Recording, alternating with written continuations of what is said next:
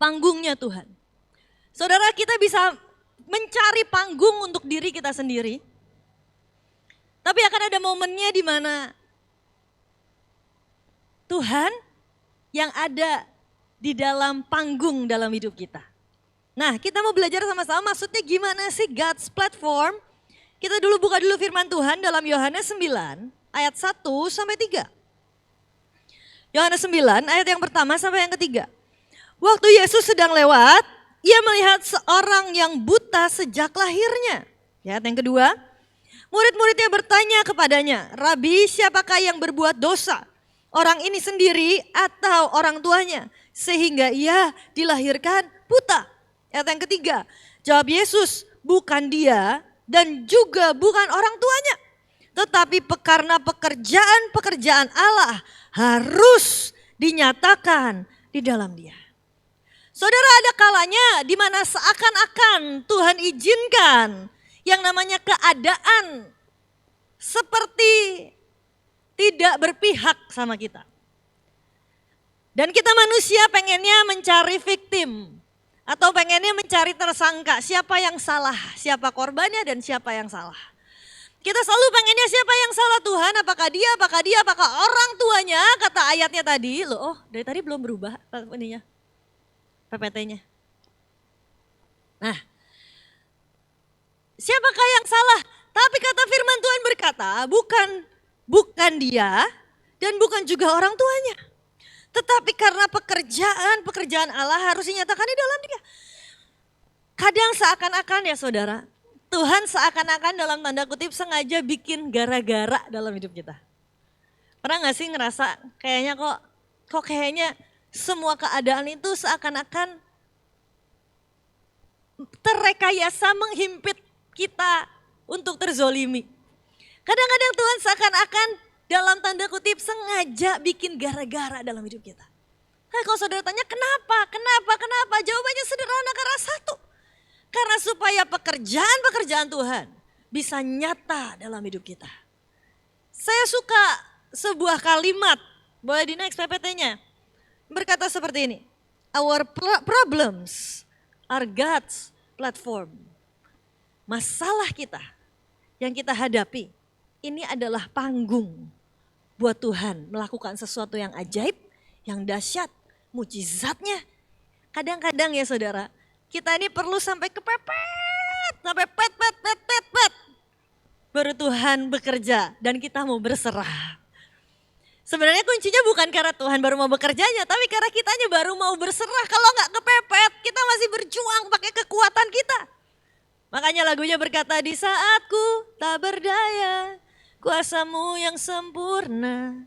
Ketika ku percaya mujizat itu nyata. Waktu kita udah gak berdaya, kita udah kepepet, pisan. Kalau kata orang Sunda pakai pisan. Baru kita izinkan Tuhan beracara dalam hidup kita. Sebelum kepepet banget sih kita ngomongnya Tuhan tolong beracaralah. Yang ngomongnya Tuhan beracaralah, tapi kitanya masih berjuang dengan kekuatan kita sendiri. Gak bisa berserah di hadapan Tuhan. Our problems are God's platform. Saudara-saudara lihat Abraham. Ditunggu sama Tuhan sampai Sarah mati haid. Sampai udah gak mungkin secara manusia. Sampai sudah begitu mustahil di mata manusia. Baru Tuhan bekerja. Dan baru mujizatnya terjadi. Masalah bagi Abraham, panggung bagi Tuhan untuk menyatakan mujizatnya. Saudara lihat Daud, kalau nggak ada Goliat, Daud nggak Tuhan angkat begitu dahsyat lewat masalah yang terjadi. Dalam hidup kita saudara, our problems are God's platform. Tapi dalam dunia ini juga, their problems are God's platform with us. Masalah dunia ini adalah platform buat Tuhan bersama dengan kita untuk mengerjakan sama-sama. Enggak saudara, kalau lihat lawatan yang terjadi, semuanya terjadi. Biasanya terjadi dari yang mana namanya ada masalah dulu. Entah tiba-tiba ada bencana alam besar. Problem nih. Dan itu ternyata jadi sebuah panggung buat Tuhan. Menyatakan kasih-Nya, menyatakan mujizatnya, menyatakan semua yang terbaik dari Tuhan. Semuanya. Saudara, jadi kalau kita menghadapi yang namanya masalah, jangan buru-buru protes sama Tuhan. Tuhan lagi membangun sebuah panggung, sebuah platform untuk mujizatnya, keajaibannya dinyatakan dalam hidup kita. Semuanya saudara baca semua firman Tuhan. Bahkan Yusuf sekalipun, dia bisa diangkat Tuhan naik gara-gara ada masalah. Gara-gara ada mimpi yang tidak terpecahkan. Gara-gara ada masalah, dia bisa Tuhan angkat tinggi saat ada kekeringan, masa kekeringan dan masa kelaparan 7 tahun lamanya. Dan Tuhan angkat dia jadi sebuah panggung di mana dia berdiri bersama dengan Tuhan. Dan Tuhan angkat begitu tinggi.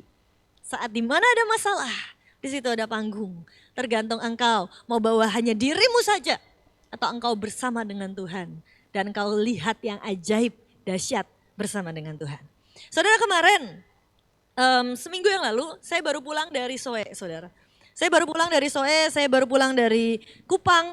Ada KKR di sana. KKR ajaib, dahsyat, luar biasa. Saya lihat banyak jiwa-jiwa datang. Begitu ajaib, luar biasa. Tapi saya tanya saudara, Soe ini kan kantong Kristen. Kantong Kristen. Saya tanya kok bisa, gimana ceritanya dulu. Jadi saudara, mereka cerita satu waktu, boleh di next ada PPT-nya, ada fotonya. Satu waktu itu di tahun 1965,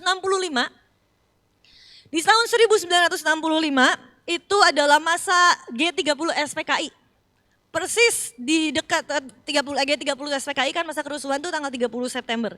Tapi hari itu, di tahun yang sama, di 26 September 1965. Di kampung itu terjadi sebuah mujizat yang sangat luar biasa. Satu sumur mata air berubah jadi anggur. Saudara, itu sebuah mujizat yang sangat luar biasa yang sampai hari ini mujizatnya terdengar sampai seluruh dunia. Sampai hari ini saudara, kalau saudara ke sana masih lihat ada banyak bule datang ke sana untuk mengunjungi dan melihat mujizat yang pernah terjadi di tahun 1965 ini, saudara. Saya ngobrol dengan bapaknya di sana, yang pakai baju hitam itu. Bapaknya ini adalah yang punya tanahnya di sana, yang punya sumur itu di sana.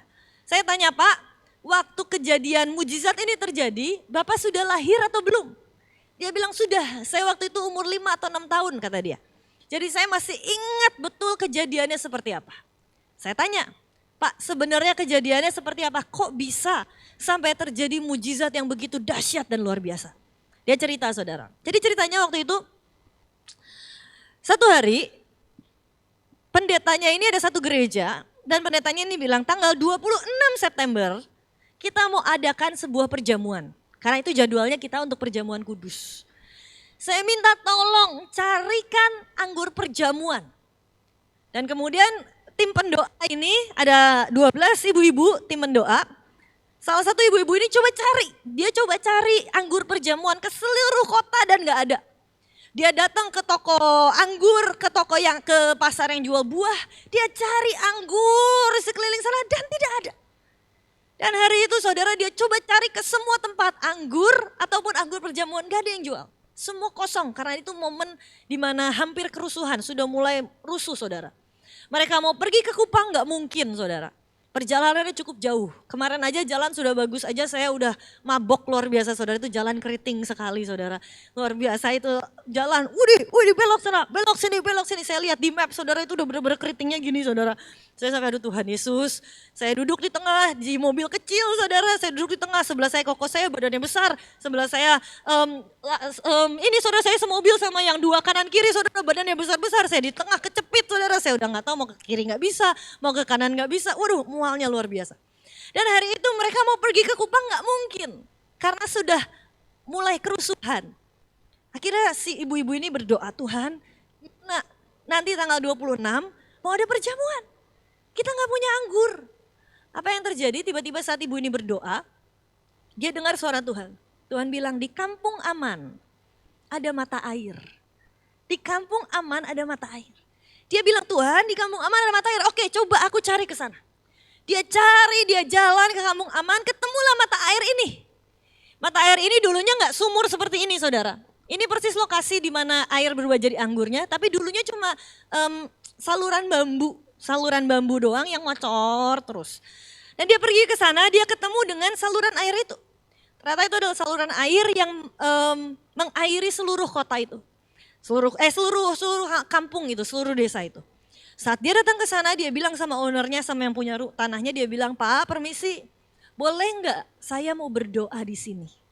Saya setiap hari mau berdoa di sini." "Oh ya silakan." Karena sama-sama Kristen, dia bilang, "Oh ya silakan berdoalah."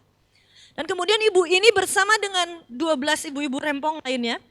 Kalau ibu-ibu pendoa itu kan biasanya rempong ya, dandan lah semuanya. Dia bersama dengan 12 ibu-ibu lainnya yang mungkin gak dipandang orang.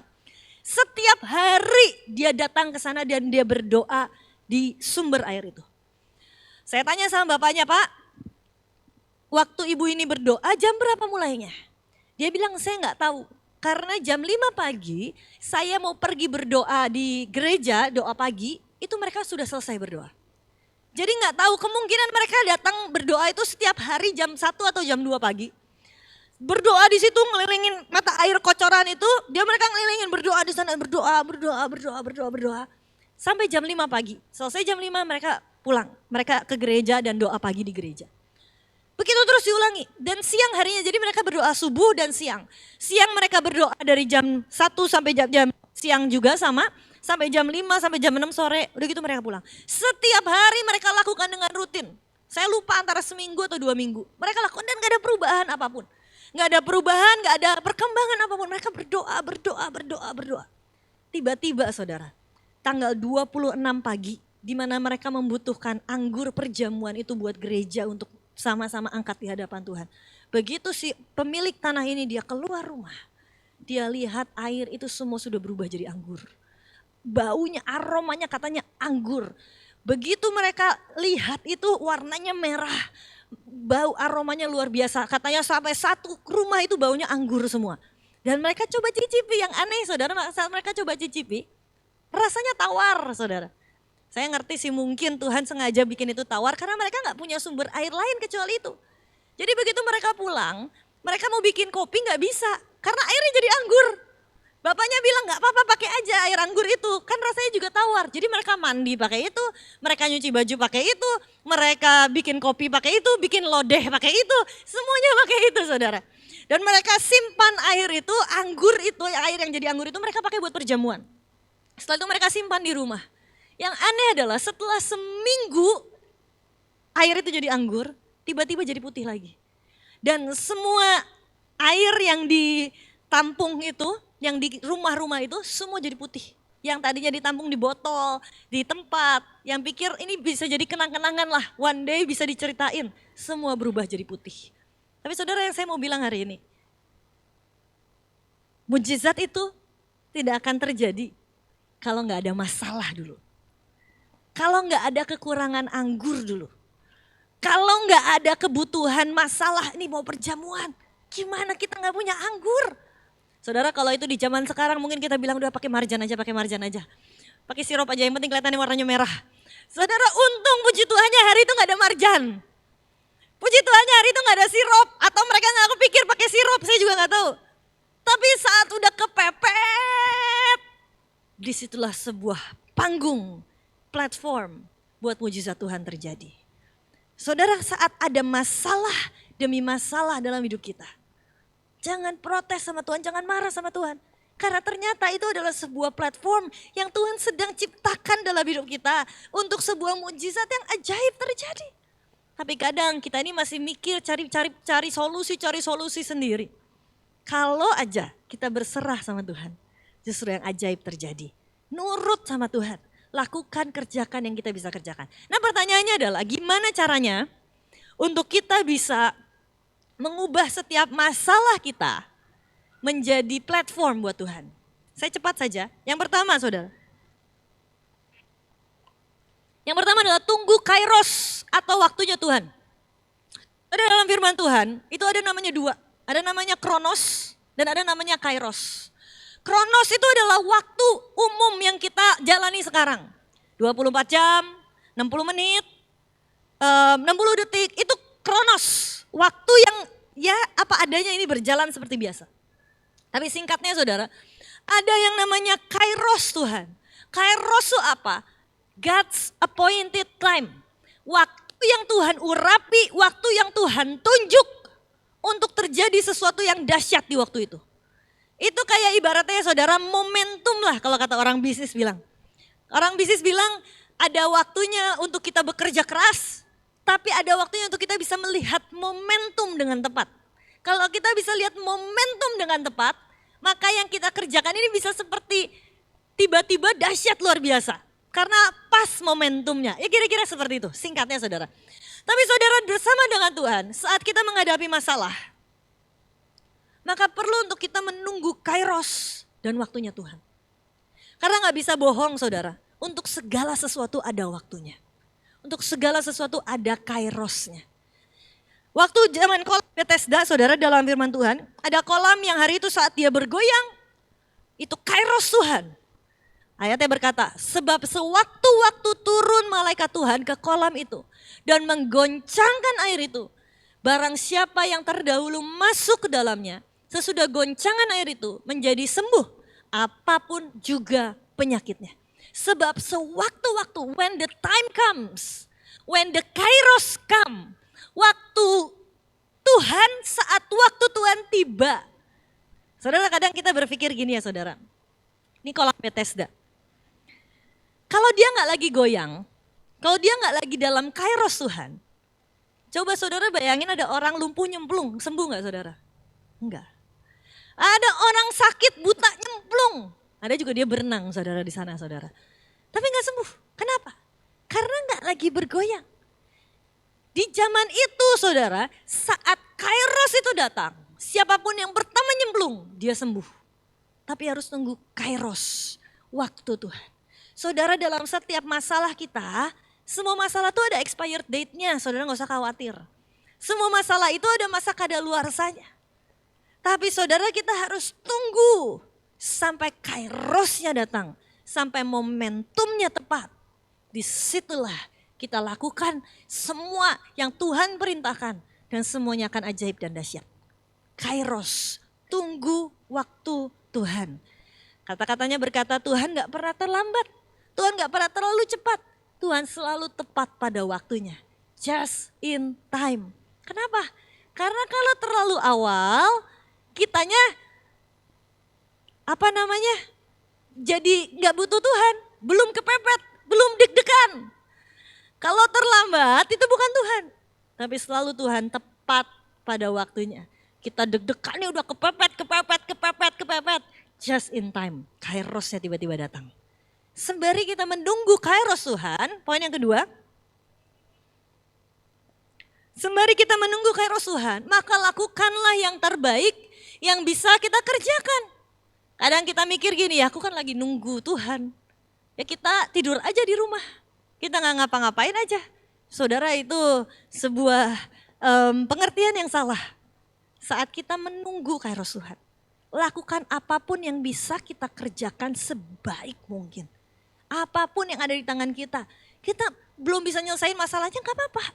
Tapi lakukan dengan setia yang kita bisa kerjakan. Contohnya kayak tadi, ibu-ibu tadi.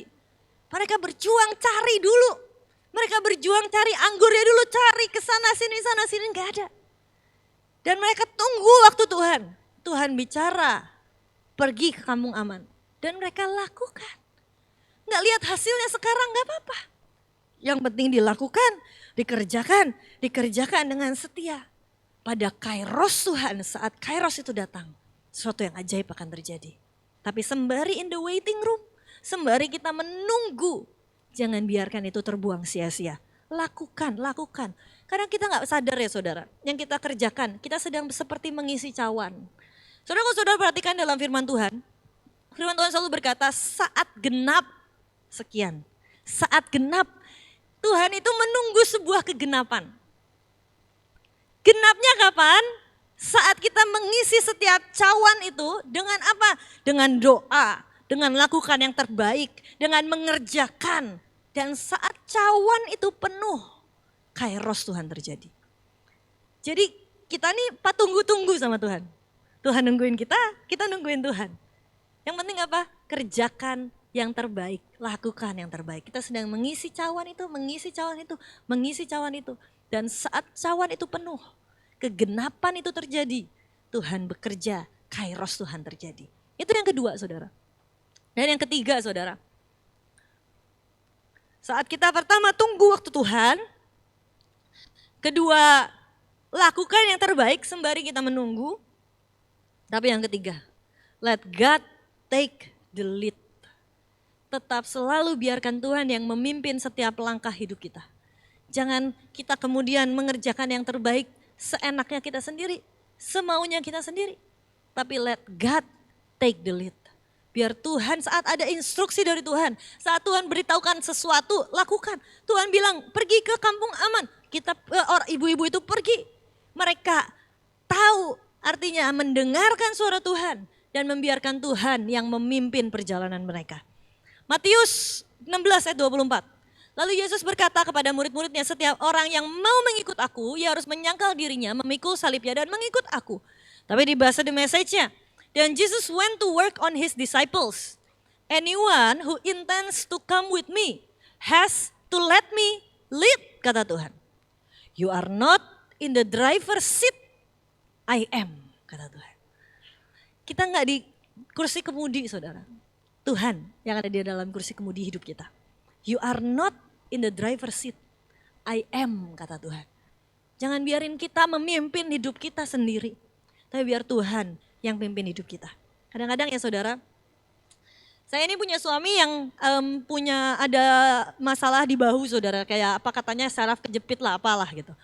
Terus dia sering ke tempat kretek saudara. Tempat pijat yang kretek. Saya ngedengerin dia ngeri saudara. Tapi setiap kali dia ke sana bapaknya bilang lemesin ya gitu. Nanti baru di kretek ya. Saudara kadang-kadang kita sama Tuhan kita juga harus kayak gitu saudara. Dalam arti apa? Kita dibilang Tuhan sembuhkan aku. Tuhan ini mau ngekretek hidup kita biar sembuh. Kita gak ngelemesin saya. Kitanya tegang, enggak Tuhan, aku mau sembuh, Tuhan, tolong, tapi kitanya tetap kakuin hidup kita. Tetap begitu keras, begitu merasa bisa, merasa wah semuanya. Tapi Tuhan bilang, kalau engkau mau aku yang pimpin hidupmu, berserah itu bukan berarti menyerah. Tapi berserah itu justru berusaha. Saat suami saya berusaha untuk benerin si syaraf kejepitnya, dia bukan menyerah. Justru kalau dia menyerah dia akan tidur di rumah gak ngapa-ngapain. Dia berjuang, tapi saat ada di sana dia berserah sama si tukang kretek-kreteknya itu. Dia berserah silahkan lakukan. Karena bukan dia yang mimpin, dia cuma bilang tolong sembuhin ini. Dikretek lah, lemesin saya katanya gitu. Kretek. Saudara, kadang dalam hidup kita ya, kita ini terlalu kaku, terlalu bersih tegang sama Tuhan. Tuhan, aku mau ini. Saudara, tunggu waktu Tuhan. Sembari engkau menunggu, kerjakan yang terbaik yang kau bisa kerjakan. Tapi sembari engkau kerjakan yang terbaik yang kau bisa kerjakan, biarkan Tuhan lead hidup kita. Kita gak di driver seat, kita gak di kursi kemudi. Saudara, saya ini kalau nyetir suka ngebut saudara. Tadi jalan dari rumah ke sini, saya di tol, nggak sadar saudara, lagi nyantai di tol, nggak sadar udah 160 saudara, ngeng gitu. Terus dari itu saya, udah 160, saya pelanin lagi. Tapi saudara saya kalau nyetir mobil saudara, suami saya ini khawatir kalau saya nyetir mobil saudara. Karena kadang-kadang kita ini lebih takut kalau disetirin orang daripada nyetir sendiri. Jadi kalau misalnya udah nyetirnya zigzag, sat. Suami saya udah. Suami saya tiba-tiba kakinya punya rem sendiri di sana saudara. Di kursi penumpang dia punya rem. Rem, katanya gitu. Sabar sayang, sabar, tenang. Everything is under control, saya bilang gitu. Tapi saudara, kadang-kadang kita ini mau ikut-ikutan nyetir sama Tuhan. Ya puji Tuhannya, setir saudara bukan saya, supir saudara bukan saya. Kalau supir saudara saya, saudara bisa mual, saudara bisa mabok. Saya sendiri bisa mabok kalau saya nyetirin diri saya sendiri saudara. Tapi saudara, Tuhanlah yang jadi driver dalam hidup kita. Jadi gak usah khawatir, gak usah ikut-ikutan nyetir saudara. Gak usah ikut-ikutan ngatur saudara. Tuhan yang nyetir, kita percaya dia bawa kita ke tempat yang tepat. Kita tahu driver kita, Tuhan sang pemegang kemudi dalam hidup kita. Gak akan membawa kita tersesat, gak akan membawa kita ke tempat yang salah. Hari ini saudara, apapun masalah dalam hidupmu, your problems are God's platform. adalah platform untuk Tuhan melakukan yang ajaib, yang dahsyat. Sebesar apapun, semakin besar masalahnya, semakin besar platformnya. Semakin besar masalahnya, semakin besar mujizatnya. Semakin besar masalahnya, semakin besar kasih karunia-Nya. Semakin besar masalahnya, semakin besar anugerahnya. Kenapa masalahku kecil? Bersyukur masalahnya kecil. Masalah kecil, masalah besar, bersyukur. Karena kasih karuniaku cukup bagimu, kata Tuhan. Amin. Hari ini kita mau nyanyi. Di saatku tak berdaya. Cereng. Tak berdaya. Wah pas. Kuasamu yang sempurna. Ketika ku percaya mujizat itu nyata. Bukan karena kekuatan, tapi Roh-Mu ya Tuhan. Ketika ku